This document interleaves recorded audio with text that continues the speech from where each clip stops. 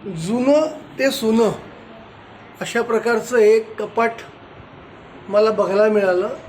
आमच्या smart Rai system जिथे लावत होतो चाळीसगावला, तिथे मला ह्या टाईपचं कपाट बघायला मिळालं. हे प्युअर शिसममधलं आहे. आज याला पॉलिश केली की पूर्ण नवीन होईल. याचं वैशिष्ट्य काय ते आपण आता जाणून घेऊया. हा दरवाजा आहे. हा दरवाजा ओपन केला आपण, अशा रकाने पूर्ण शिसमचे आहेत. इथे हे दोन ड्रॉवर दिलेले आहेत. हे दोन ड्रॉवर आहेत. हे दोन ड्रॉवर. आता याच्यामध्ये चोर कप्पा आहे. हा एक बघण्यासारखं आहे. असं कप्पट पहिल्यांदा बघायला मिळालं. हे आता मी हे ड्रॉवर काढलं, हे इथे ठेवतो. हे दुसरं ड्रॉवर आपण काढूया. हे आता मी इथे ठेवलं. आता खालती जर तुम्ही बघाल तर हे बघा, इथे पूर्ण असं एंड दिसेल तुम्हाला. एंड दिसेल तुम्हाला असा पूर्ण खालती, काहीच नाही. आता हा जो बेच काय, हा फक्त पुढे खेचायचा आहे. असा हा पुढे खेचला की याच्या पाठीमागे एक तिजोरी दिलेली आहे. ही तिजोरी बघा,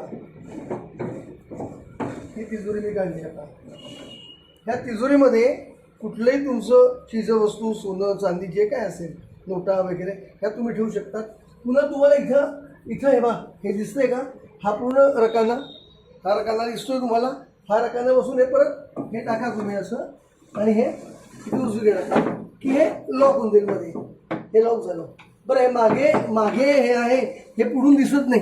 हे पुढून दिसत नाही, पुढे क्लोज केलेलं आहे. हा मागे हा रकाना टाकला, हा परत की हे परत तुम्ही सरकून घ्या, म्हणजे पुन्हा हे याला मॅच झालं, म्हणजे लक्षात सुद्धा येणार नाही.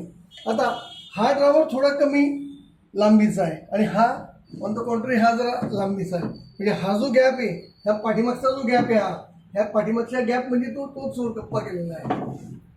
आणि हा परत तुम्ही हे ठेवून घ्या, लक्षात सुद्धा येणार नाही.